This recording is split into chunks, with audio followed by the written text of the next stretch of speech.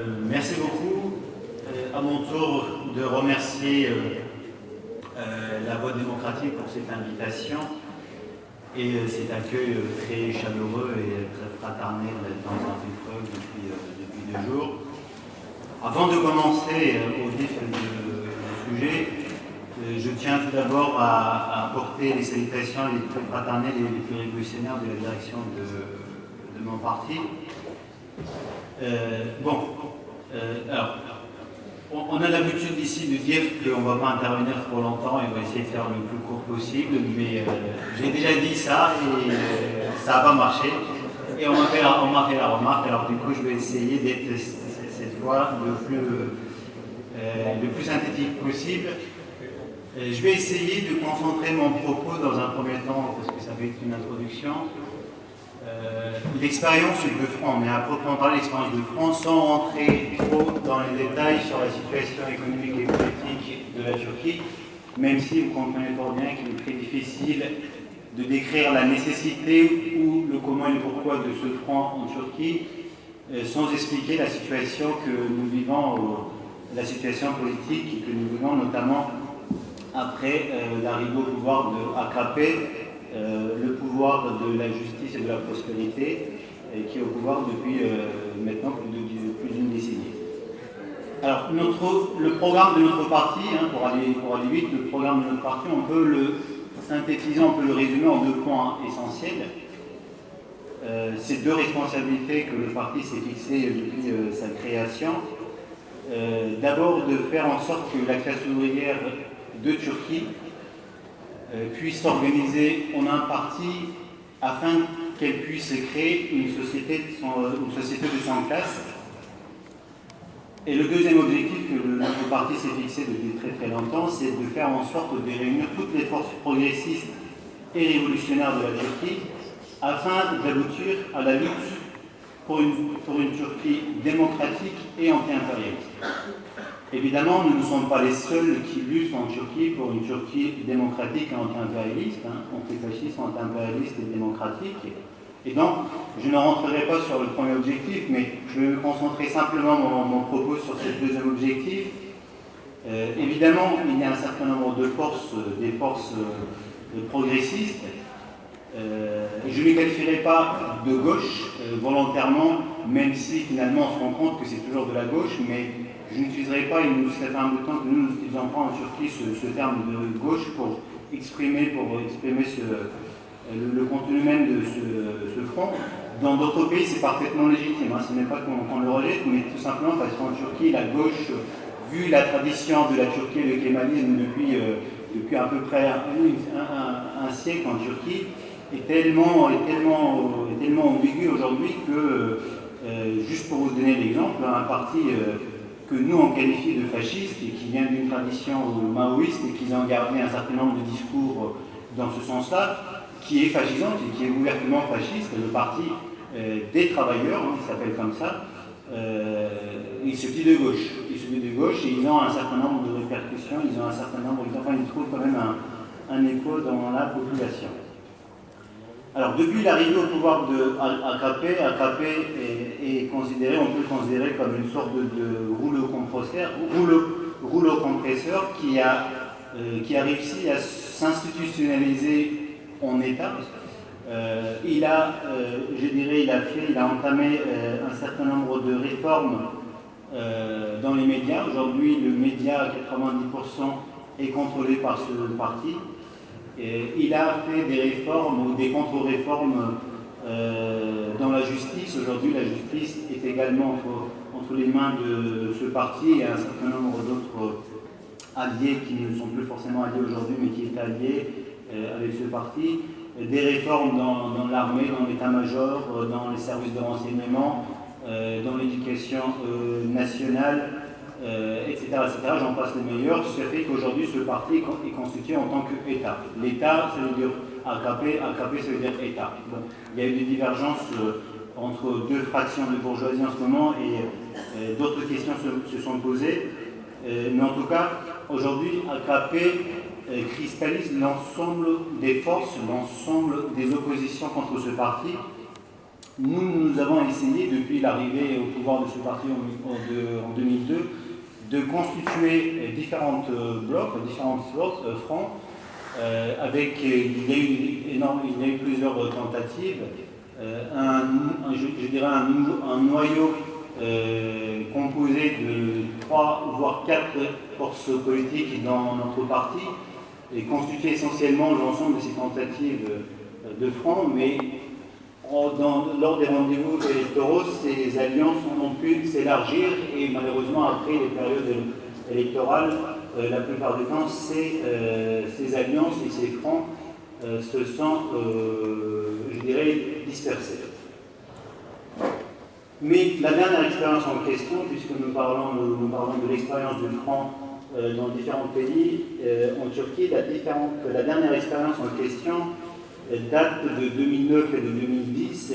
Depuis à cette date, nous avons réussi à créer avec d'autres forces un véritable front qu'on n'avait jamais pu réussir à créer jusque-là. Mais si on a fait, ce n'est pas parce qu'on le voulait. Ce n'était pas simplement une question volontaire. Les fronts ont toujours été, historiquement parlant, ça a toujours été comme ça, puisque ce matin nous avons donné des exemples qui ont été donnés, des exemples historiques qui ont été donnés dans les années 30, etc. C'est une nécessité, c'est un besoin de la lutte des classes, c'est un besoin, c'est une nécessité des rapports de force qui existent à l'intérieur de ces classes et ces différentes classes. Donc, que s'est-il passé à partir de 2009 et 2010 ? À partir de 2009 et 2010, on s'est rendu compte, et la majorité de la population a commencé à se poser différentes questions. D'abord, il y a eu une très grande crise du capitalisme qui a secoué le monde en 2008 et 2009, dont les gouvernements libéraux, les sociodémocrates, mais en tout cas, quelle que soit leur étiquette politique, ils ont immédiatement imposé des politiques d'austérité, parfois des politiques d'austérité extrêmement dures, parfois certains États impérialistes comme l'Allemagne par exemple ont essayé de faire en sorte que les conséquences néfastes de cette crise soient payées par d'autres peuples. Donc il y a eu ce genre de tentative, mais en même temps il y a eu une résistance aussi contre ces réformes, contre ces politiques néolibérales et contre ces politiques d'austérité. Et donc, évidemment, les révoltes qui ont touché toute cette région de la Méditerranée, ce n'est pas par hasard que ça a commencé également durant cette période. Ce premier point est important pour la Turquie parce que ces révoltes qui ont touché le Maghreb ont aussi touché la Turquie, ont arrivé à la frontière turque par le biais de la Syrie. La Syrie, et notamment au nord de la Syrie, le peuple kurde, les Kurdes et les Syriens se sont révoltés contre le régime de Bachar, mais aussi contre l'impérialisme américain qui voulait intervenir, qui voulait utiliser cette situation comme un prétexte, et ils ont déclaré une autonomie démocratique que nous, en tant que parti en soutien, qu'on essaie d'apporter notre soutien à chaque fois que cela est possible. Et donc cela a montré un premier visage de AKP qui était essentiel dans la constitution, dans la réalisation de ce front qui a pu se réaliser, le front de travail de démocratie et de liberté de 2010 et 2011. Le deuxième point qui était important, c'est que AKP a toujours mené, depuis 2002, depuis qu'ils sont au pouvoir, c'est un gouvernement qui est issu d'un coup d'État militaire qui s'est réalisé à la fin des années 90 en Turquie. Et ce gouvernement s'est constitué après l'effondrement du gouvernement islamiste contre lequel les militaires avaient fait le coup d'État. Et ensuite, après une crise profonde, une crise économique de 2001 qui avait touché la Turquie, ce gouvernement, ce parti AKP, islamo-conservateur, a réussi à se montrer comme une sorte d'alternative au système et il a obtenu le soutien populaire, il est arrivé au pouvoir. Et depuis qu'il est arrivé au pouvoir, ce gouvernement disait qu'il allait résoudre les problèmes les plus historiques et les plus caractéristiques de la Turquie, notamment la question kurde, notamment la question des Alevis. Les Alevis, c'est une branche, c'est une communauté assez implantée qui représente 14-15 millions en Turquie, ils sont issus des chiites, mais ils ont vécu quand même des modifications, des transformations en termes de culte, etc., mais qui sont constamment réprimés en Turquie. Il avait affirmé qu'il allait résoudre ces problèmes-là, sauf qu'à partir de 2009-2010, on s'est rendu compte que non seulement le problème kurde, mais aussi le problème des Alévis ne pouvait pas être résolu par ce problème, parce que l'ensemble des mesures qu'il prenait, notamment contre le peuple kurde, c'était de dire, ça consistait à dire, je vais résoudre ce problème contre le peuple kurde en réprimant les organisations kurdes. Et donc à ce moment-là, il y a eu à peu près 10 000 arrestations du principal parti kurde avec lequel nous avons constamment fait des alliances depuis très longtemps. Et donc à ce moment-là, on s'est rendu compte que le problème, la société turque s'est rendu compte que la question kurde, c'était le problème essentiel de la démocratisation de la Turquie. Si ce problème n'est pas résolu, la Turquie ne peut pas se démocratiser. Et comme AKP ne veut pas, pour des raisons historiques, résoudre ce problème kurde, AKP ne peut pas apporter la démocratie en Turquie. Et ça, cette question se faisait de façon avec une acuité, avec une urgence fondamentale, et qui aboutit justement à la révolte populaire de l'année dernière. Donc à ce moment-là, on s'est rendu compte que AKP n'était pas là pour apporter une démocratie, mais c'était une force antidémocratique, réactionnaire, chose que nous disions depuis très longtemps, mais cette question s'est posée pour toute la société de façon, je dirais, assez dramatique. Troisième point qui a joué un rôle déterminant dans la constitution du Front Travail, Démocratie et Liberté de 2010-2011, ça a été l'effondrement complet de la politique extérieure de AKP. AKP voulait aussi également, lorsqu'il disait qu'il allait résoudre l'ensemble des problèmes historiques de la Turquie, il disait qu'il allait résoudre les problématiques issues des pays frontaliers de la Turquie. C'est-à-dire que jusqu'à une date, encore aujourd'hui, mais la Turquie a constamment eu des problèmes, je dirais, diplomatiques, politiques avec l'ensemble de ses frontaliers, avec la Grèce, avec l'Arménie, avec l'Irak, avec la Russie.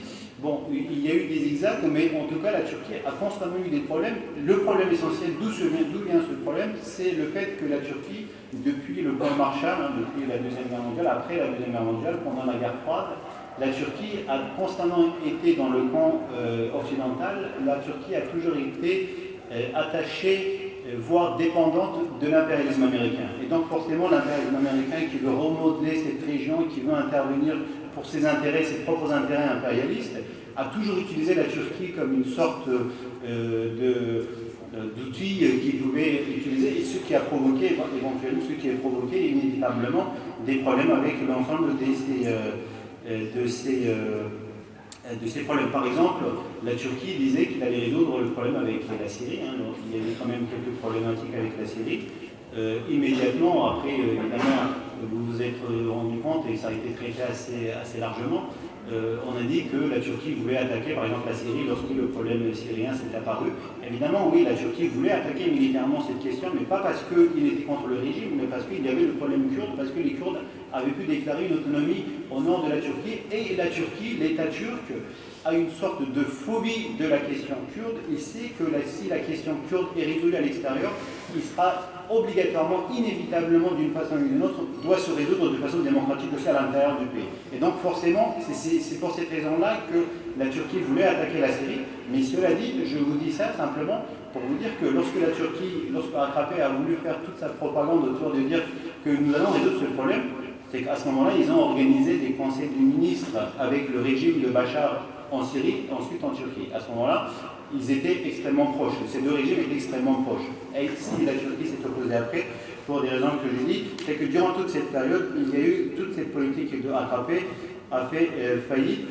Et enfin, le dernier problème qui s'est posé, c'est que, évidemment, la question des Alévis, la question de la démocratie, toutes ces questions-là ne pouvaient pas se résoudre. À partir de 2006, 2007, 2008, AKP a commencé à mener ouvertement une politique réactionnaire en tentant à sa façon d'islamiser la société, en faisant en sorte de criminaliser les autres confessions, les autres croyances de la société.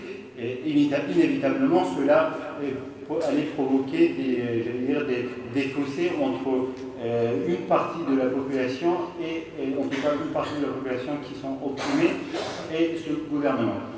À ce moment-là, il était possible d'élargir et de créer, parce que les conditions politiques, économiques, sociales étaient réunies, de créer un front le plus large possible. Le plus large possible,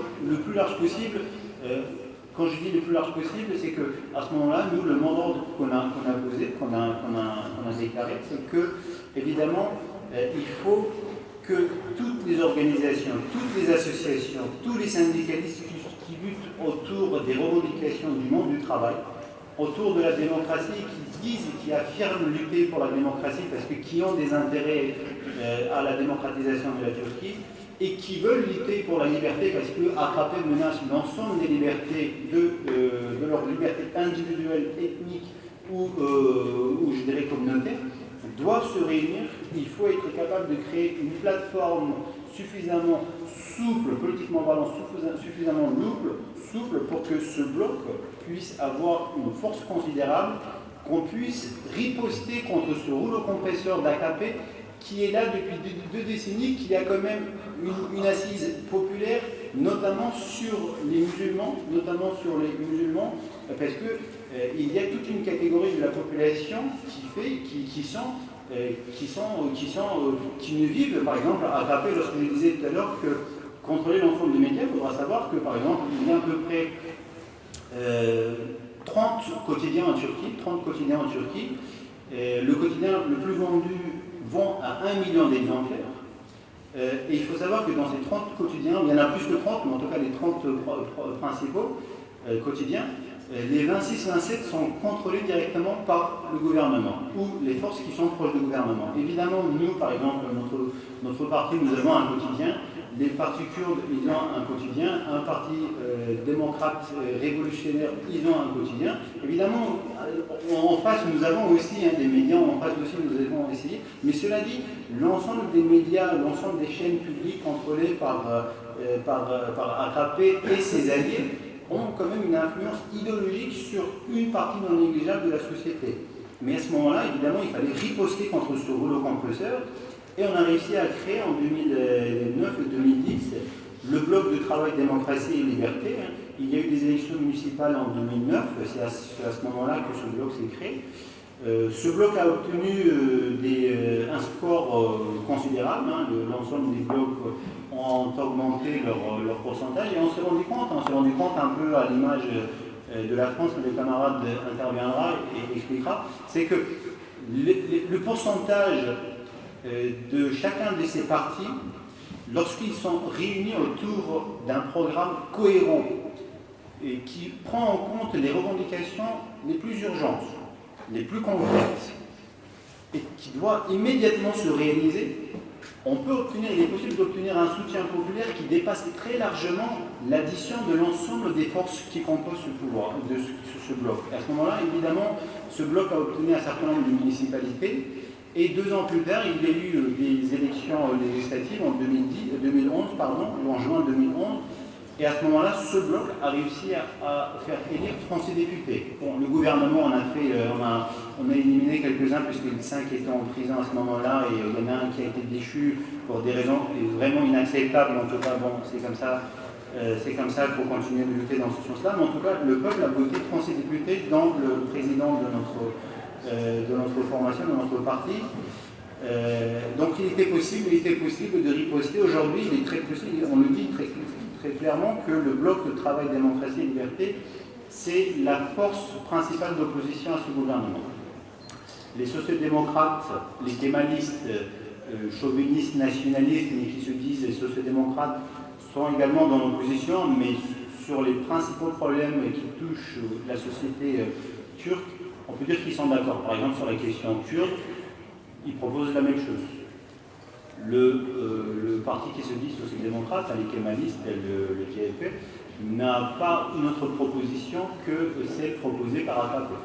Sur la question des adébifs, sur la question des libertés les plus élémentaires, etc., sur le problème des syndicats, ils proposent exactement la même chose. Donc, c'est ce bloc qui propose, qui est la principale force d'opposition. Je terminerai mon intervention sur un problème qui nous semble assez important et sur lequel nous souhaitons partager notre expérience là-dessus, c'est qu'après les élections de 2011, le leader du parti kurde a proposé de transformer ce parti en un congrès, le Congrès démocratique des peuples, HDK. Évidemment, on ne s'est pas opposé, puisque tant que les bases politiques sont claires et que les objectifs sont nets, la démocratisation, créer une Turquie démocratique et anti-impérialiste, pas de souci, dans la mesure où ce bloc en question est encore assez souple pour pouvoir accueillir toute une partie de la population encore qui sont hésitantes, qui sont contre le AKP, mais qui ne veulent pas forcément s'approcher de ce bloc parce qu'ils sont influencés par le nationalisme turc, turcophone, et qu'ils ne veulent pas forcément qu'on le voit côte à côte avec les Kurdes qui ont des doutes, qui ont des hésitations. Il y en a beaucoup, y compris à l'intérieur de la classe ouvrière.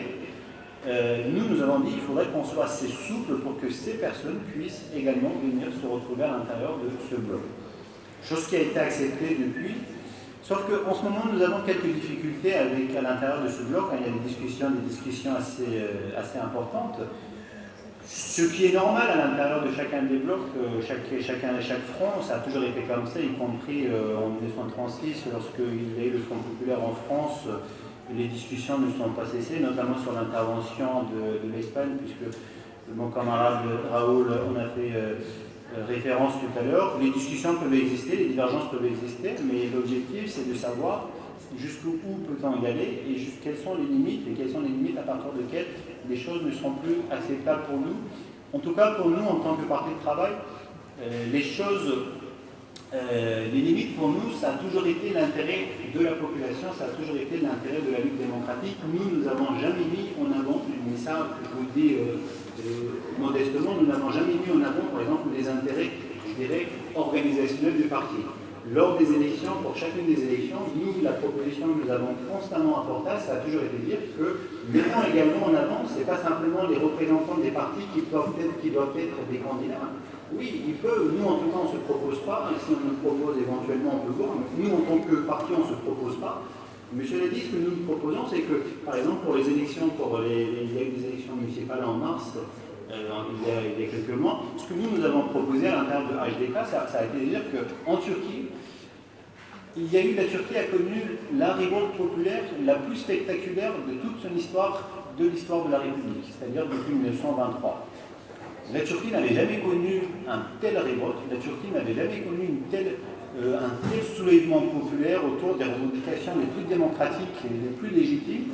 Et donc ce mouvement avait mis quand même en avant un certain nombre de leaders naturels qui sont montrés qu'ils étaient des organisateurs, qui ne sont pas forcément membres des organisations, qui ne sont pas forcément membres des syndicats, mais en tout cas qui sont là pour défendre les libertés, qui sont honnêtes, qui sont appréciés par la population.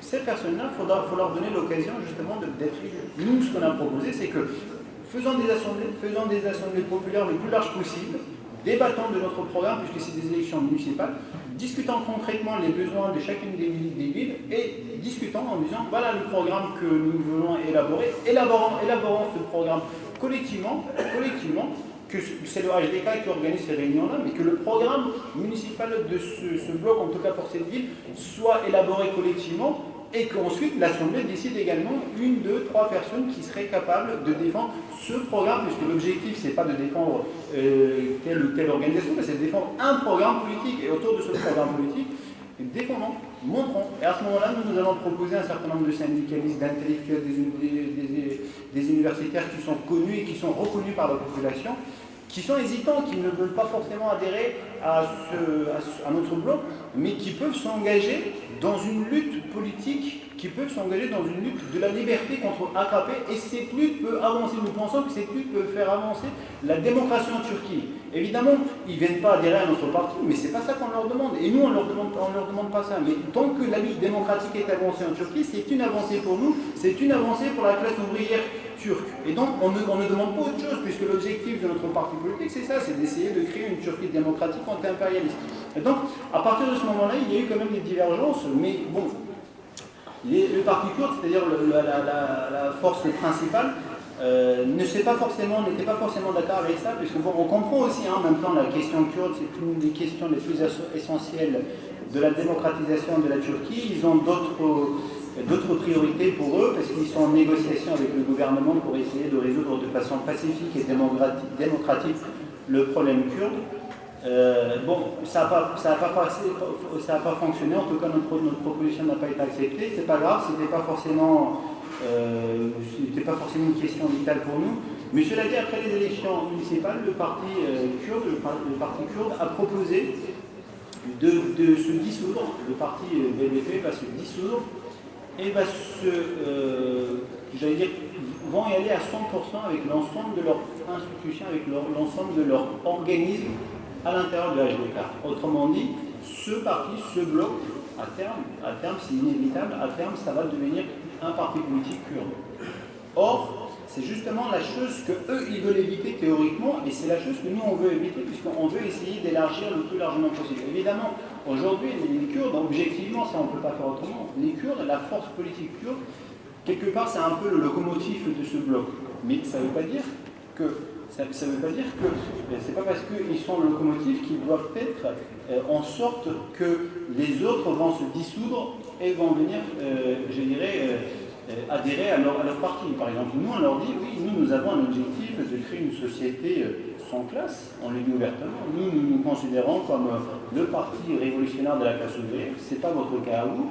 Nous sommes d'accord avec vous jusqu'à un certain point, notamment sur la démocratisation, mais nous, notre objectif ne se limite pas simplement à la résolution pacifique et démocratique de la question kurde. Nous voulons y aller, nous voulons continuer. Jusque-là, évidemment, là, le chemin encore est assez long, donc on doit marcher ensemble collectivement jusqu'à cette ligne, mais après cette ligne, s'il est possible que vous y avanciez, on fera en sorte de vous encourager, de vous inciter à y aller, mais si vous ne voulez pas y aller, tant pis, mais en tout cas, nous continuerons. Notre limite, notre horizon ne se limite pas à cette question. Donc en ce moment-là, il y a des questions et des divergences assez importantes. Donc on verra où ça va aboutir, mais bon, en tout cas, la question du front est une question essentielle, importante pour la Turquie. Excusez-moi d'avoir été assez lent. Je vous avais prévenu, j'avais dit qu'il allait faire plus.